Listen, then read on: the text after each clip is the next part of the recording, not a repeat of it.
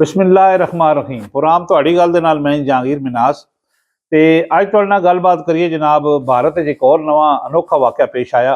एक भारतीय फजाइया जी है उन्होंने रोज़ ही जनाब नवे जनाब उन्होंने जरबुल मिसल बन रहे हैं पायलटों के जो कुछ सूरत हाल है भारतीय फजाइया की। हालांकि वो बड़ा दावा करते हैं कि जनाब असी पूरी दुनिया में बड़ी सारी फजाइया और ये और वो है, लेकिन हुण जनाब राजस्थान एक वाक़या पेश आया। उन्होंने कोई फौजी मशकां हो रही सन और उसके पायलट ने की किया कि एक त्यारा जोड़ा उन्हें जनाब बड़ी असरेली टेक्नोलॉजी ली है और बड़ा जनाब उससे बड़े खर्चे किए ने, डॉलर बड़े खर्चे ने। वो त्यारे का नाम है जी तीजास। वो जनाब त्यारे उन्हें खरीदे ने और भारत अपना असरेली टेक्नोलॉजी नाल बनाए ने। और पायलट साहब के किया है कि जनाब मशकां हो रही सन राजस्थान और उस इंजैक्ट किया है, यानी जिला पायलट तकता है कि त्यारा गिरन लगा वो खुद न बाहर छलांग मारता है, इंजैक्ट करता है। लेकिन उस की किया जनाब कि उसने पायलट की पहले तो जी पायलट की महारत होंगी है वो ये सिखाई जाती है जो साढ़े पाकिस्तानी पायलट ने खसूसन जो दुनिया के एयरफोर्स पाकिस्तान का एक तोती बोलता है, उन्होंने ये सिखाया जाता है कि तुम त्यारा अगर खुदा ना खास्ता लास्ट स्टेज तक हादसा भी होंगे त्यारे को खराब हो जाता, कोई फनी खराबी आती तो उन्होंने कोशिश ये करनी है कि आबादी तो बाहर वो कभी गिरे ताकि आबादी का नुकसान ना हो और पायलट इंजैक्ट कर जाए। उस जनाब इंजैक्ट किया है और इंजैक्ट ऐसा होता है कि वो कुर्सी पूरी चुकी जाती, फजा जाती, जनाब पायलट गिरता है और वो चाक जने के बच्चे ने सुटिया है उत्थे आबादी से। और आबादी से भी जो त्यारा गिरया है वो एक हास्टल सी और हम खुशकिस्मती ये सी कि वो कोई छुट्टियां सन और वो हास्टल खाली सी और उत्थे कोई जानी नुकसान नहीं होया। लेकिन भारतीय पायलट का जनाब मजाक पूरी दुनिया बनया होया और ये जनाब भारत ने तुहानूं कदी दसिया है कि कोशिश ही नहीं की थी ये जो वाक़या पेश आया राजस्थान कि उस त्यारे नूं कदी आबादी तो बाहर लिया जाए। पहली तो वो प्रोफेशनलिज्म का बड़ा सवालिया निशान है वो कि बड़ा दावा करते हैं कि असी जनाब बड़ी जंगा से तैयार हाँ, साड़ियाँ बड़ियां मशकां ने, ये है वो है।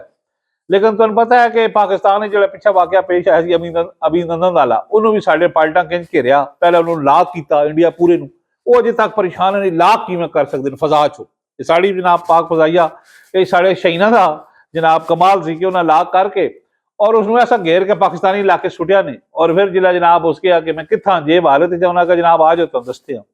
फिर उन्हें जनाब उन्हें बेहतरीन वाइटल चाय भी पिलाई बेहतरीन और उन्हें बड़ी तारीफ की साड़ी एयरफोर्स की रवैये की मोहब्बत की।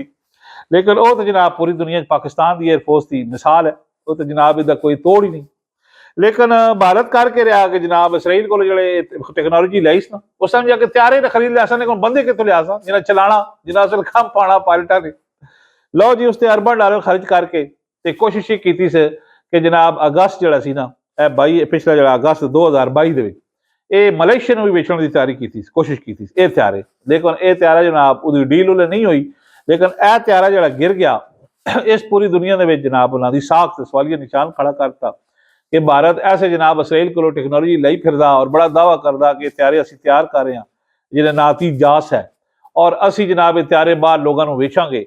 लेकिन अजे तक तो ये ना कोई विकया। लेकिन यह जी हालत हुण हुई जनाब त्यारा उस गिरने वाली काम हुई इस नाल उन्होंने साख होर मजरू हो गई, प्रोफेशनलिज्म उन्होंने बेनकाब हो गई।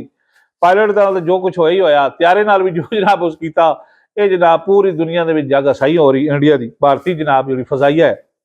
और इन्हों की जनाब पेशा वाराना तुहानूं सलीयत जी है पायलटां की भारतीय की दसीए कि इन्हें जनाब 75 वर्ष के दौरान इत्थे कोई 2000 तो ज्यादा फजाई हादसे हुए हैं जिन्होंने उन्होंने फजाइया के त्यारे हैलीकॉप्टर गिरे ने। चलो पूरी दुनिया के फजाई हादसे होंगे रहते हैं लेकिन इतनी बड़ी तादाद नहीं होती।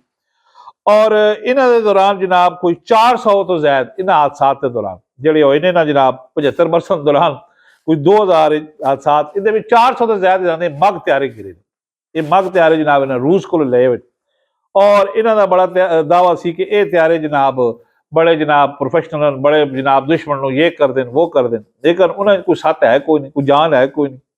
और ये जनाब भारत ने जो रूस को 872 मग 21 लड़ाका त्यारे खरीदे ने इन्हें सिर्फ 400 तो ज्यादा जनाब फजाई हादसा का शिकार होकर और जनाब भारतीय पायलटां की फनी जी महारत है वह उन्हें अशकारा कर दिता, उन्होंने भीड़ चढ़ गई।